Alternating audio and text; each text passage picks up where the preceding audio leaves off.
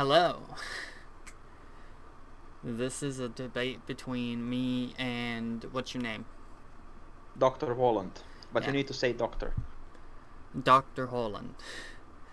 And we're Yes. going to be debating. I don't know, you go ahead. You say it. Yes, I was going to explain political entities because when we previously started debating, you were talking about unification of humanity, and I said that the identities work on negative basis. They are born out of negations, and they are not, and they don't exist on their own. So to unite humanity, you would need a material threat that's outside humanity to force us to unite, to collaborate for our material interest. And such thing is science fiction because you would need aliens to invade us to unite humanity. Well, I'm not a Posadist, so I don't think aliens are going to come save us from a hellhole that capitalism is going to dig us into. But I think Hmm. one of the major unifying factors of humanity uh, has to come between, because every ideology you have the group that is fucked and the group, or the group that is on top and the group that is on bottom, no matter the ideology. And every ideology is to forward one group's goals over the other. So Yes. in, say, fascism, your thing is you want to forward your group's goal, whether that be uh, Germans, Italian,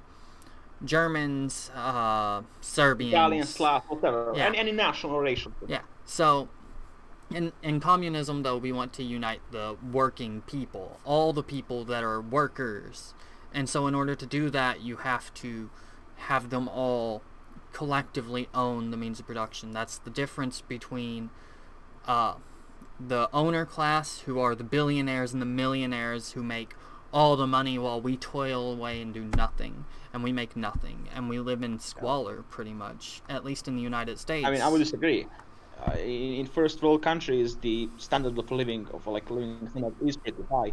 Even your homeless people have like two telephones. I would only agree it like on fundamental level, the existential material threat to individual would be in countries like Africa or like South Asia. But like Europe or first world country or like USA, Canada, these countries you can live a affordable, comfortable life. I don't think that the level of like material alienation is on such level that I would say we live in squalor. Like you can ask And any German here that like for example their social program that does wonders. Even for my country, which was destroyed like by sanctions and bombings, even we recovered our economy and managed to have a comfortable life. Here's the thing. Here's my criticism. To have what you said, you would need constant political identity of proletariat.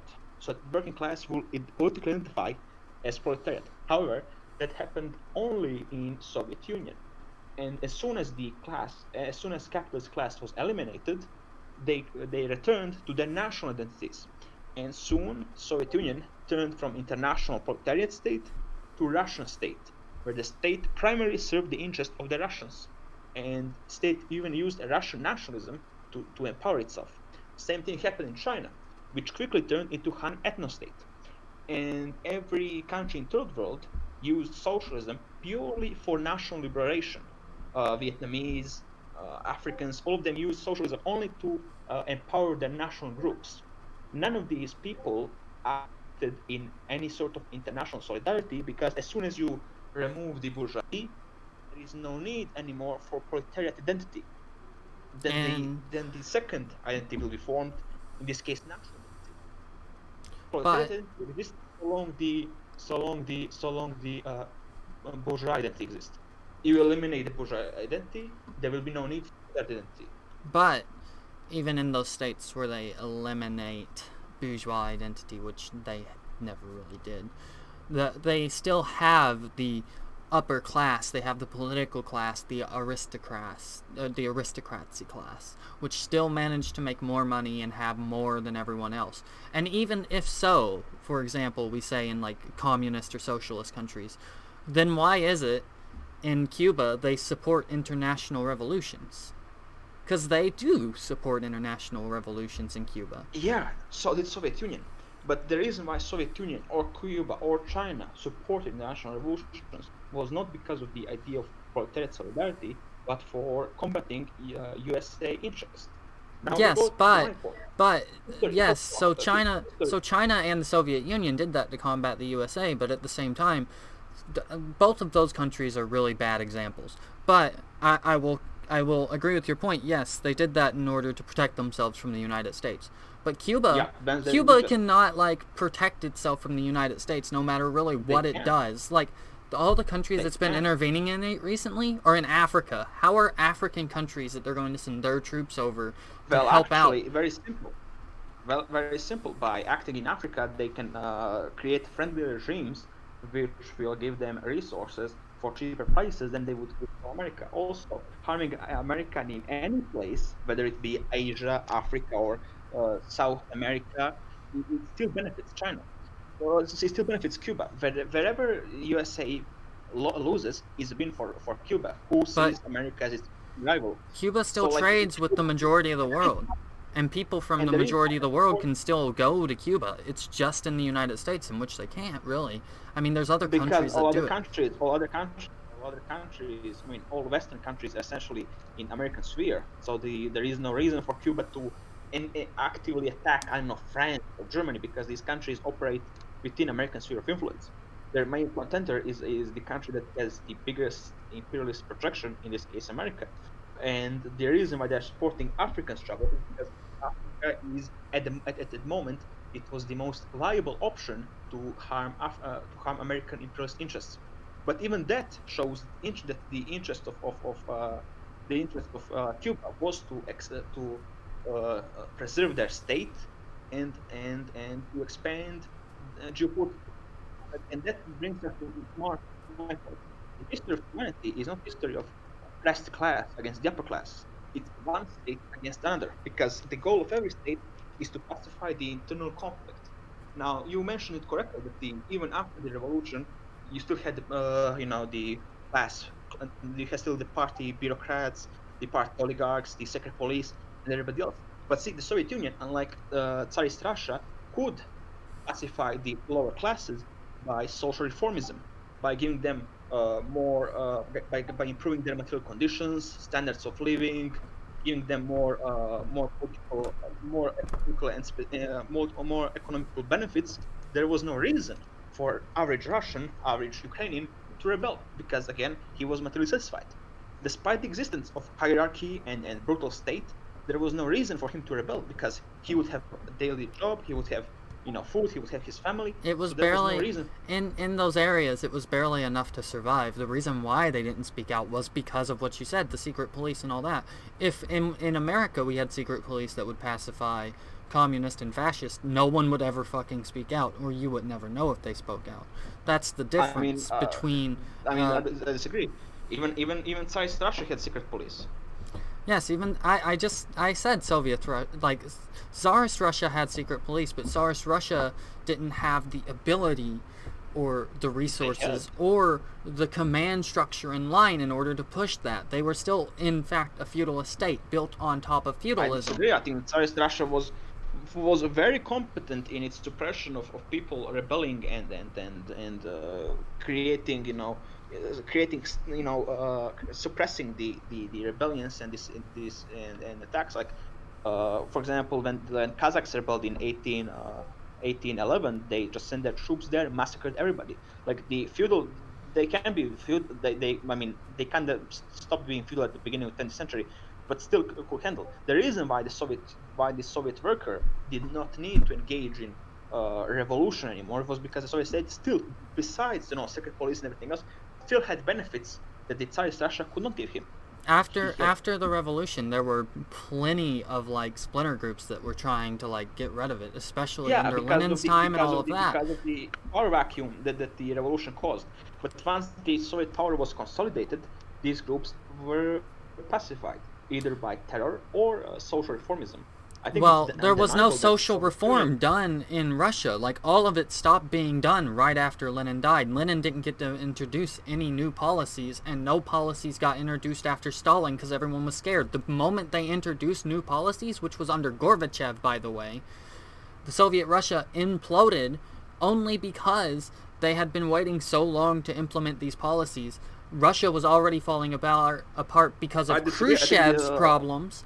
No, you can go back and you can look at the actual evidence, the historical evidence and data behind it. Khrushchev's fucking farming implementation in order to create more corn fucked up the entire Soviet economy. Gorbachev comes in. He comes in to fix the Soviet economy, fix Soviet Russia. It did not work. He did not manage to fix the Soviet Union. And when he did, the entirety of the Soviet Union fell apart. Like, there's The a reason thing. why the Soviet Whenever Union- you do that to a country, if you make a massively unified country and refuse to give them social reforms and then do that social reform in order to fix things, it's going to fall apart. Which is why... No, we are mixing things up. I'm not talking about political reforms. I'm talking about social reforms. It's evidently clear that that I have to ban this guy. Okay. Anyway, listen. It's clear that the Soviet Union engaged in social reformism. The quality of life clearly increased for the average Soviet citizen than compared to like a period in like the Tsarist Russia. It's, I think, even in statistics, it clearly showed that the average living standard increased. It increased after the revolution, yes, but it stagnated for over for over 80 years. It stagnated afterwards. It didn't increase. What do you mean compared to? Hold on, I'm debating here. Mute yourself. Yeah, mute yourself, please. So yeah, they engaged in social reformism, which again, there was no incentive for them. Like the living standards they enjoyed was enough for them not to rebel. But that drives my point to what I'm saying. So long the people have been pacified either by a strong state or like social reform, there is no reason for average worker to identify as proletariat. I think you see the difference. I think you're putting a difference between social reform and strong state. Because the Soviet Union, I don't like the Soviet Union, and I hate that I have to sit here and defend the Soviet Union. But the Soviet Union, or well, I'm not even defending it, I'm arguing your point, but the Soviet Union did not have social reform. It was not socially reformed at all. Compared to a feudalist state, yeah, it was definitely better, and I would prefer to live in the Soviet Union over Tsarist Russia. Like free healthcare, they had mandatory like jobs. Their economy, by social reform, what I mean is that their living standard increased. Now this only but Soviet Union is one of many examples. For example, increasing the living standard though doesn't exactly stop people from wanting more. Look at Finland, where they have a shit ton of social reform, and people are still arguing about shit constantly. Like, they get free clothes for their children. They have free health care. They have a UBI, and people are still mad about other things. Like, it doesn't stop whenever you hit a certain point. It just keeps going until the people eventually gain precedence and become the ruling class, or until you have to finally say, I'm not doing it anymore, and start oppressing people. And that's the final goal. You either end up with a complete and total totalitarian state, or you end up in an area in which, maybe not a state, but everyone owns the place, and that region is ruled by people, whether it is in a state or in federated municipalities. I mean, that's not how it works. The reason why people ask more for democratic in democratic society is not some class desire to rule. It's purely the humanitarian belief in this like liberal idea of like human solidarity, as you mentioned. It's not drive towards like dictatorship of proletariat. It's drive for engagement in liberal humanism.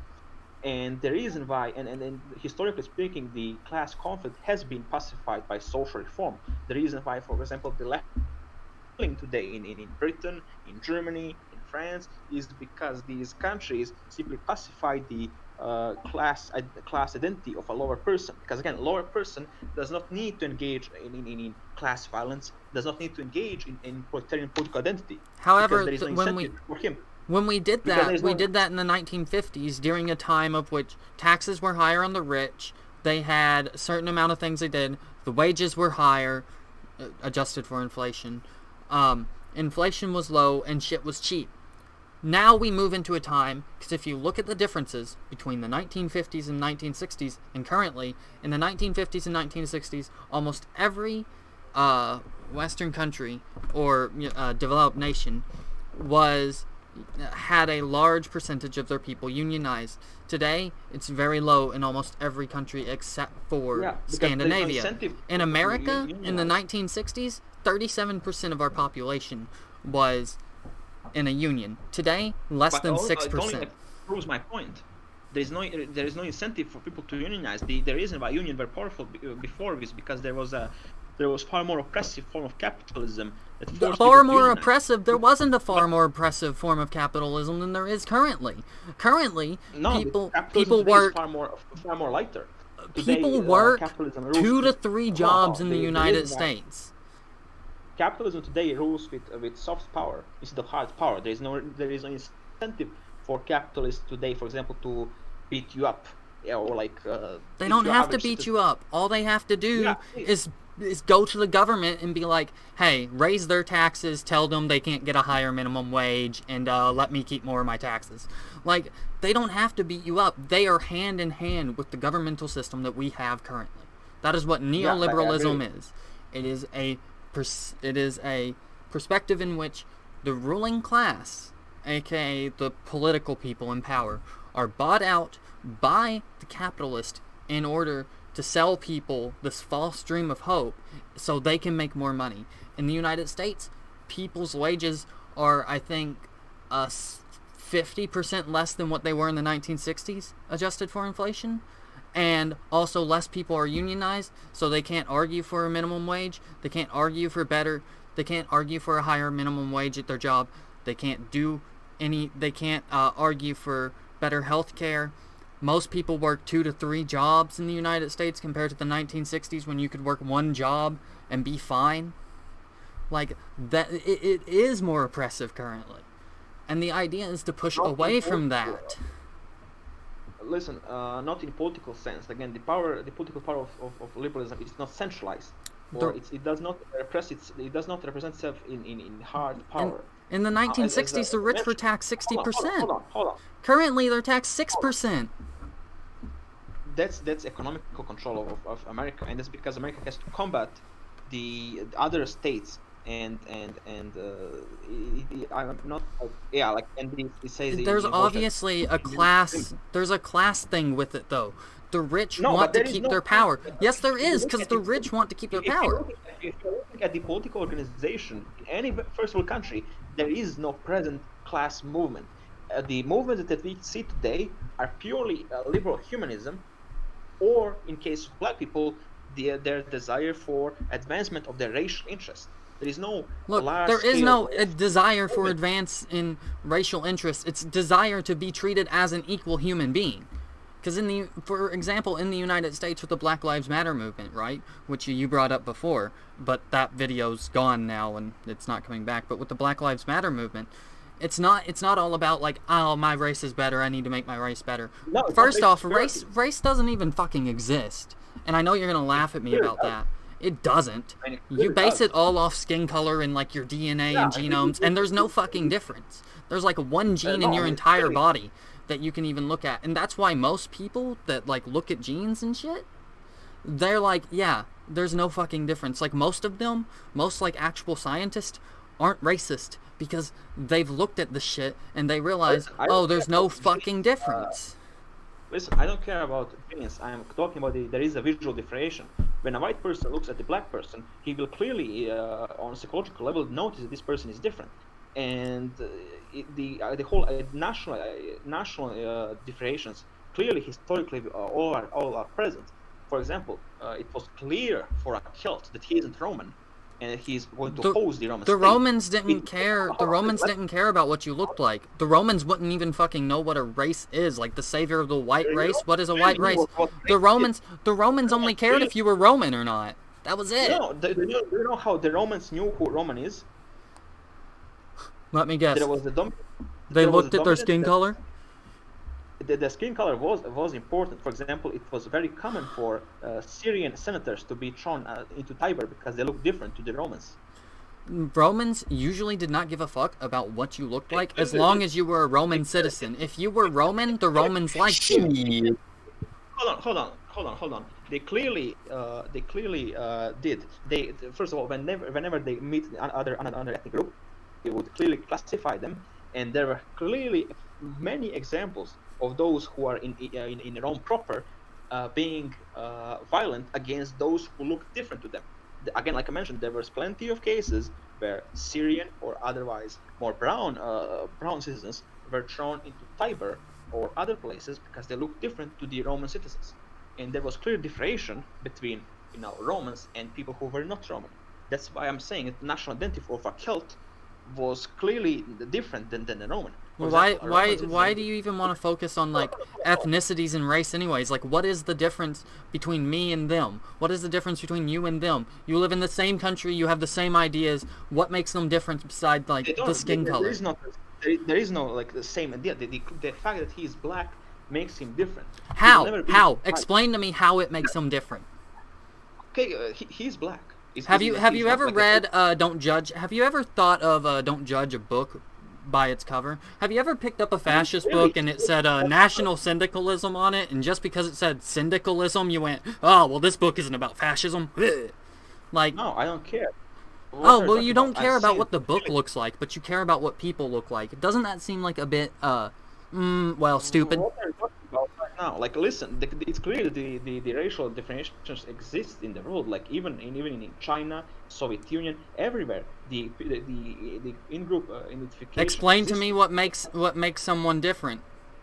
If someone is born from two pure white parents and they turn out to have a darker skin color and can pass as a person of color, are they a person of color? We can't have a debate if you're going to constantly interrupt me without trying to say something. Then we can't simply have a debate. Either you're going to let me finish or we won't debate. Thank you. So as I was saying, clearly there are large historical examples, and even today, people on large scale differentiating each other on political scale.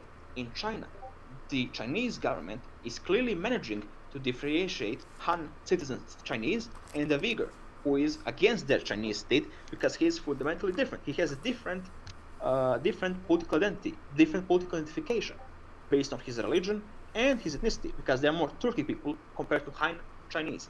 Clearly, Chinese government is able to make a difference between them.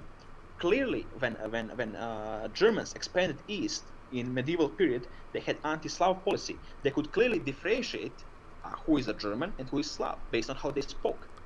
It's clear that history is full of these examples. Like every single in the Soviet Union. I can agree.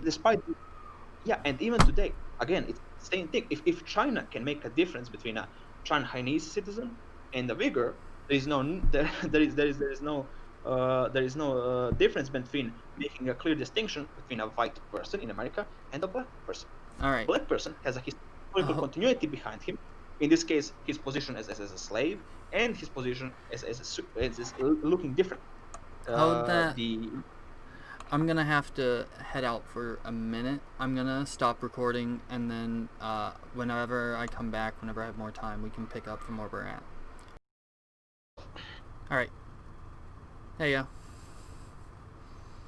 All right. So as I was saying, the fact is that the fact that the whole differentiation of black people exists shows us the race isn't some like, oh, we are all equal.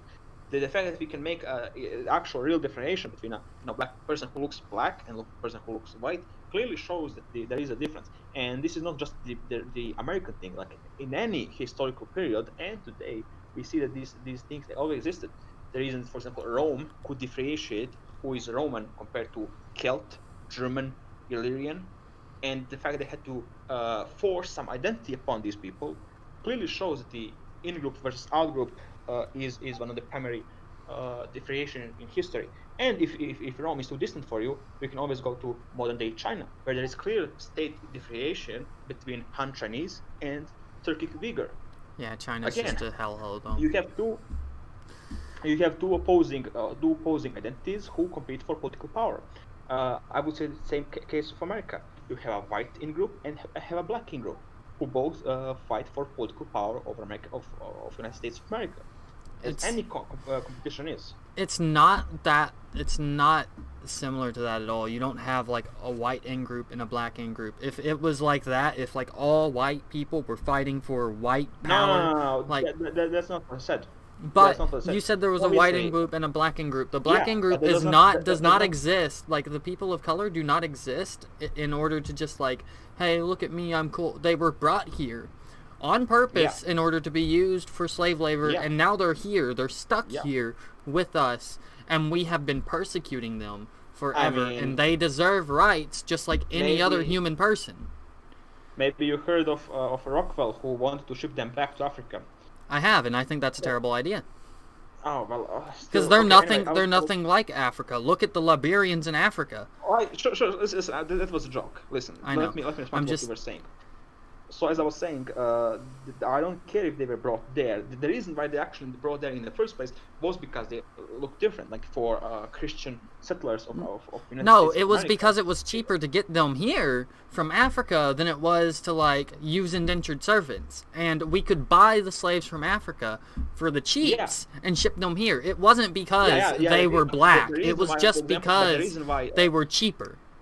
Yeah, but it was cheaper, but also on political level, it was far more accessible. It was far more acceptable for a white person to enslave somebody who is different than them than to like enslave somebody who is more similar. Like for example, I don't know, Anglos bring back German slaves. That's not really acceptable for them because when they see a German, they see a fellow European. But when they see a black person, they see somebody who's very alien to them. By the fact they look different. So in order to also fit. But hold on, please let me finish.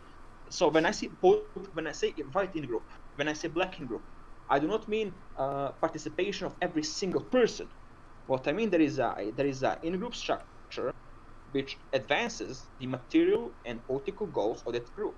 How does it happen depends on internal structure. In this case, I don't think that every single black person participates in this, but I think that the structure of black community, black in-group, naturally fights for political power and economical position within the United States of America, and that's totally reasonable. And it's nothing new. It happens in every single state that there are opposing groups fighting for political power. If the state is weakened, if the state is powerful, it can suppress it. For example, Chinese state can suppress insurrections of Uyghur Muslims who are fundamentally different than Han Chinese. But here's the thing though. Those Africans that did leave America, or those African Americans that did leave America and went back to Africa, right?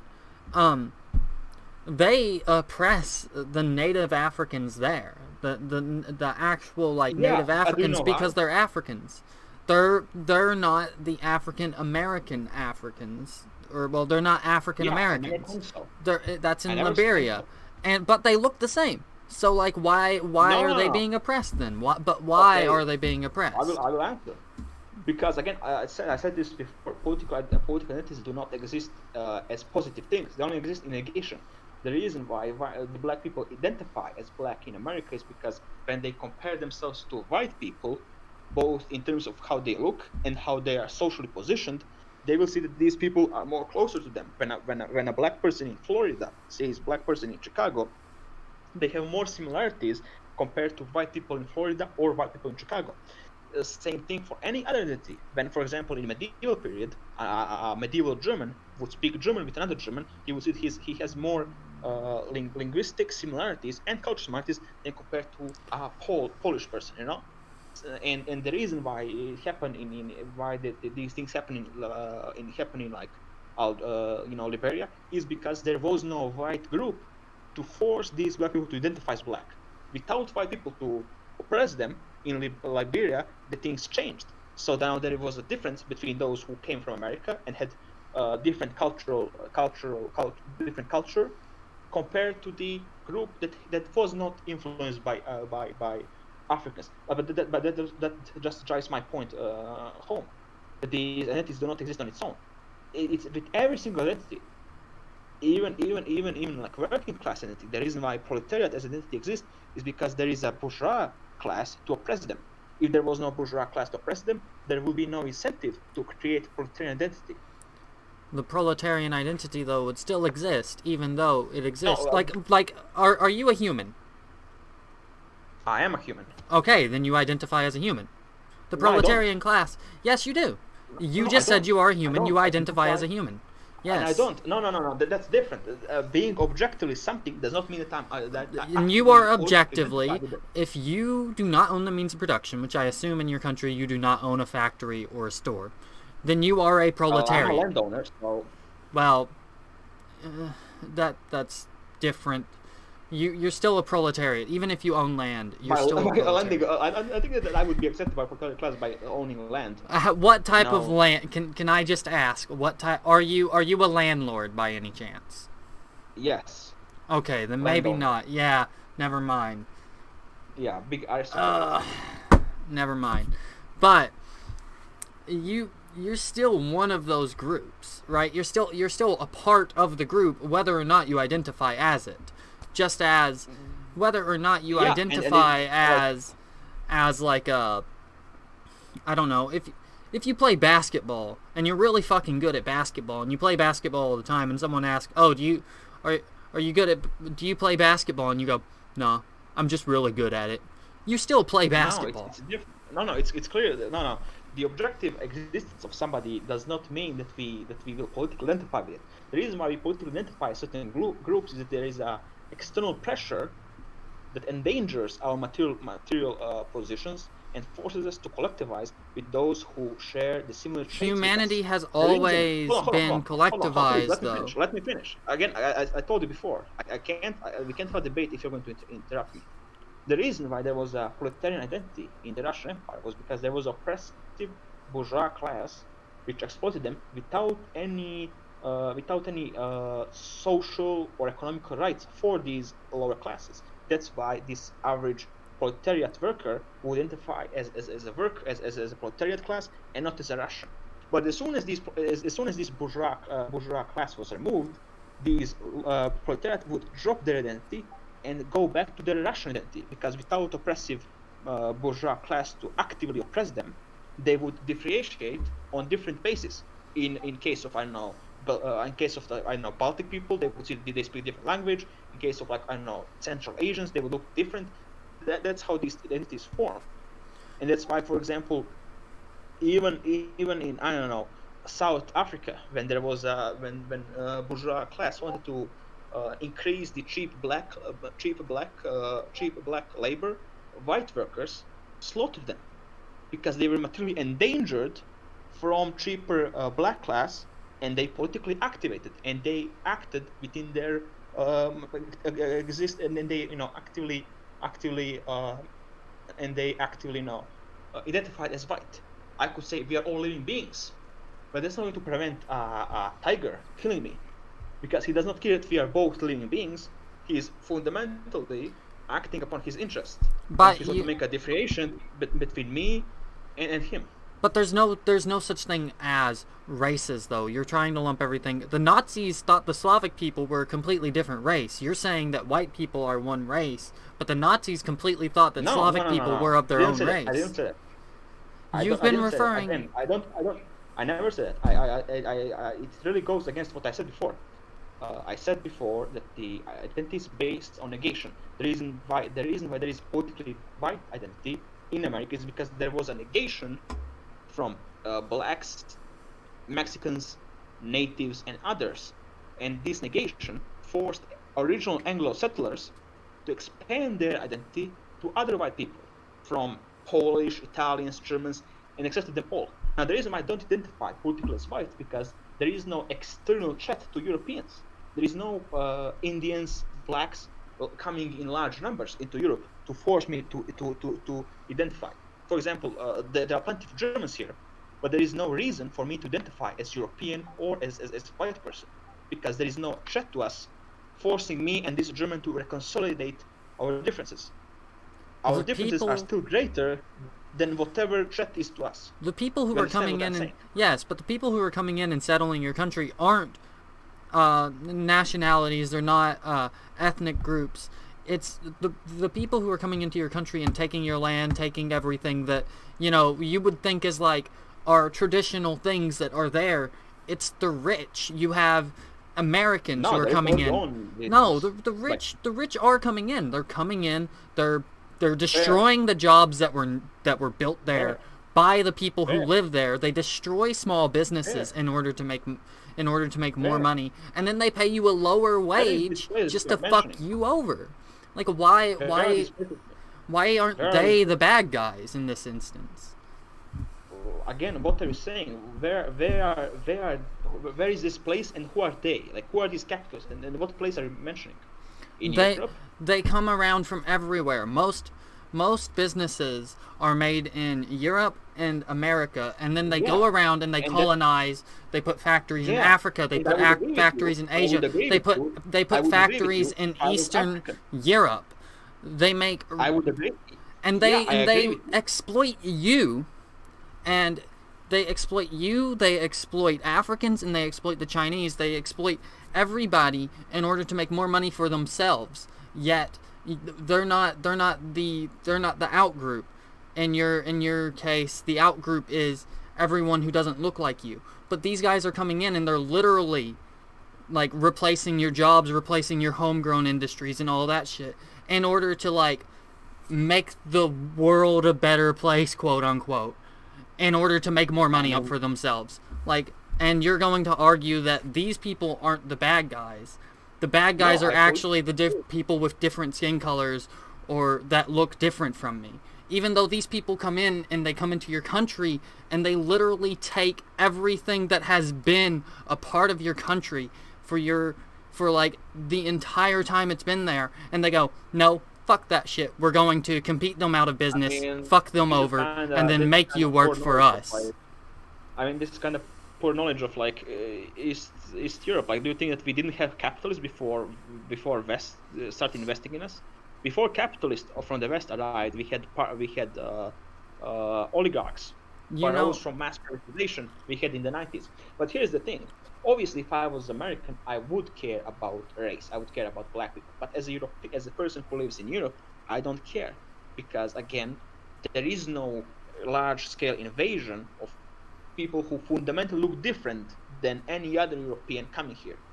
The reason why I politically act between like as a Slavic nationalist is because I think that the similarities that Slavs have are far greater than the differences than compared to the differences we have when we compare ourselves to people who are opposing us. In this case, it would be Germany. In this case, it would be China. But why? Hold on, please let me finish. Don't deny the existence of foreign capitalists, but these capitalists do not exist in a vacuum. When a German factory is built, this German factory is going to benefit the German state, and by the German state, it's going to benefit the average German. It's clear that in this case, these things are connected. These things are on a systematic level. They don't exist in a vacuum. When German Mercedes, when they start selling their cars in some other country, it's going to that capital is going to flow into German state, and the German state will invest capital to pacify the internal conflict by social reformism. Same for any other country. But the money doesn't fall back into those states, though. You're expecting them to fall back into it, but it doesn't fall back into those states. It goes to the person who owns the factories, which is why they're the worst part of it. It goes to the owner class. It doesn't go back to the country. The owner class. Owner class of the state. But hold on, any owner class of the state seeks to pacify the internal conflict. So the reason why, the internal conflict is not with the state. The internal conflict does not exist within the state. The state gets all their money from the poor people who work. They don't have to get the money from the rich because they can fuck over the poor people. The rich and the state are intertwined. The internal, there is obviously if state allows it, and if state is weakened, there will be internal strife. There will be what we call class violence. But there is no reason for it because, again, like I mentioned, the state in the Western world pacified the class conflict by social reformism. The fact that, for example, the Germans enjoy the high quality of life, they enjoy free healthcare, free education, and the fact that this is in most of Europe, that's how these people do not need to care about poor people rising up, because these people are materially satisfied. Their immediate material interest is pacified. But in those countries where they have, if you look politically, all of these left-wing parties are failing because, again, there is no reason for average working man in Germany to identify as a proletariat because he is already having his immediate material needs satisfied. but here's the thing. Average German working male does not work. Average German worker is not like on some feudal level. He has average comfortable life. Here's the thing, though. You're looking at this through the lens of like the country is the people, though, and it's not. The country is not the people. The country controls the people. But here's the thing. For example, in a country like America, which I know about, where a lot of the big businesses are created and they exist and the businessmen live, like Microsoft, Amazon, fucking all those places that have places all across the world, they don't give a fuck that like they're American whenever they're over there fucking stealing your labor, destroying your businesses that naturally built up there. They don't give a fuck about any of that. So going, well, actually the state gets their money from these guys who fuck us over. No. The United States doesn't see any money, nor does most countries see any money from the richest of the rich, which are the majority of the places that are across the world. They don't see any of that money. All of that money goes to the rich people who have offshore accounts in Liechtenstein or Luxembourg. They don't have any of that. So your strife with the people of those countries isn't with the people of those countries. It's with the rich people of those countries, the states of those countries. I would, but again, it's historically inaccurate. Like I can take even socialist countries, for example, China. China is the state capitalism, and they always parade it as socially like any state, no matter how equal it is, will act against other states because that's the nature of ours. That's the nature of how politics That's the works. nature of a state, yes, but you shouldn't be arguing for a state. You shouldn't be fighting for the state. The idea is the state wants to oppress you. It wants to actively oppress you. It doesn't care if you're Serbian. It doesn't care if you're Croatian. It doesn't care if you're Bosnian. All it knows is that you don't make enough money to say fuck you. That's all it fucking knows. The Soviet state clearly cared that there is a difference between various minorities, and Soviet state clearly utilized Russian nationalism. The Soviet state fucked the shit out of all the fucking people. Everyone in the Soviet Union was basically equally poor except for the political actors. That's like plainly historically wrong. It's clear that the Russians enjoyed far greater social and political status in the Soviet Union compared to other minorities. And that's same for Yugoslavia. In Yugoslavia, Serbs enjoyed far greater social and political status than other people. If you look at the actual data, Serbs, who were the majority, they had bigger representation in political groups. And that's it. You cannot give me a historical example. They don't give a fuck about you, though. You are projecting what you think your government cares about onto the government. Because that's the thing. The government doesn't give a fuck about you. The government cares about the government and the people in the government. Everyone in a government is a corrupt, rich fucking politician who can get their fucking weaselly hands in the government to fuck you over. Because what they want is to make their class interest clear. If they have a shit ton of money, their response is, I'm going to try my damnedest to keep that fucking money. They don't give a fuck about you. Because you're not in the state now, are you? People clearly care for political expansion. I don't deny it. I don't really like poor people. I don't really like them. But the reason why we engage in social reformism is because if you alienate the poor people on such a level that they simply cannot continue anymore, they will engage in class violence. That's why we have these social welfare and other aspects to appease the working class. And that's what I mentioned. Very detailed how, for example, that's happening in Germany. But I don't need just to look at Germany. I can look at any European country, and I can tell you the state engages to pacify the conflict. That's the nature What? of the How? state. How? Look at Britain and tell me how privatizing the NHS, the healthcare system of the country, pacifies the working class. Tell me how privatizing the NHS will pacify the working class for them to pay more when they don't even get paid enough to when they don't get paid enough to really do shit. Tell me how that will help people.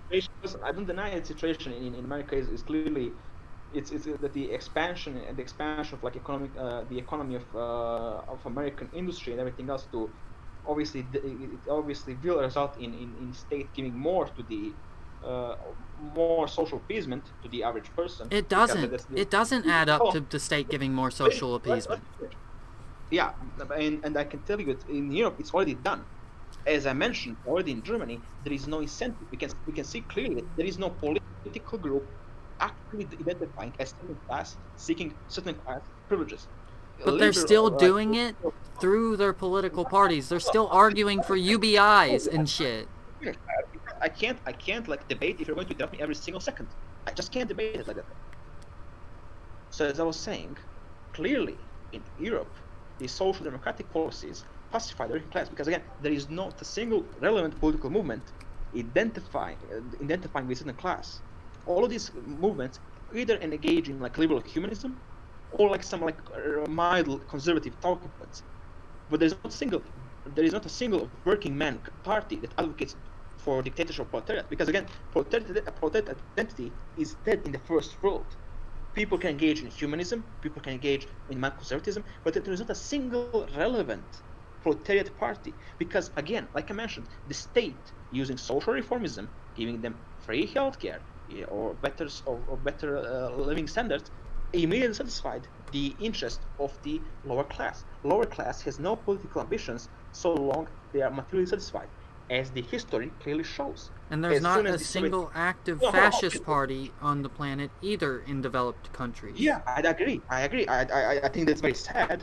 But do you know why? Because there is not a single catastrophic defeat of any state to engage. For example, the reason why there was a fascist party in Germany, the reason why there was a fascist party in Italy, was because the social and economic conditions forced these governments to fail. And in political vacuum, there was a space for fascists to rise up. The reason why there are no relevant fascist parties today is because simply the state can manage the internal conflict. As soon as the state fails to manage the internal conflict, the radicals, such as you or me, will rise up. But in so long the state is strong, so long the state can provide for its in group, they will survive. That's why there is not a single relevant National Socialist Party in Germany, no matter how my German friends wish there was, but no, there isn't. Because again, German does not feel threatened by Slav. They do not feel threatened by somebody else. Because Germany, Germany is clearly a functioning liberal state that can manage internal conflicts. But the reason why fascist parties rise up is because it is an actual thing to do with class conflict. It is the lower class feels as if they are getting the lower end of the pie, or the middle class, the middle and the lower class, feel like they are not getting what they deserve to be getting from the government. They feel like someone is taking it from them. And that is used and twisted and not used to say, oh, hey, look, the capitalists are taking it from you. But, for example, in Nazi Germany, it was the Jews and the Catholics and the gays and all of this. They're doing it to you. Like, I mentioned it already. I said this already. When the state disintegrates and is no longer capable of solving internal conflicts between competing groups within the state, the radicals of communist fascists will use the state to engage in populism, to get popular support, to get political power. But I don't actually believe that, for example, National Socialists, really cared about this propaganda they presented. This propaganda was not made for this propaganda was made for average person to draw him to the party. The whole Jew owning the world, that's a myth made for the average person. Like I said, it happens only when the state fails. As we can clearly see in Europe, states are not failing. Liberal states are not failing because they can pacify the internal conflict.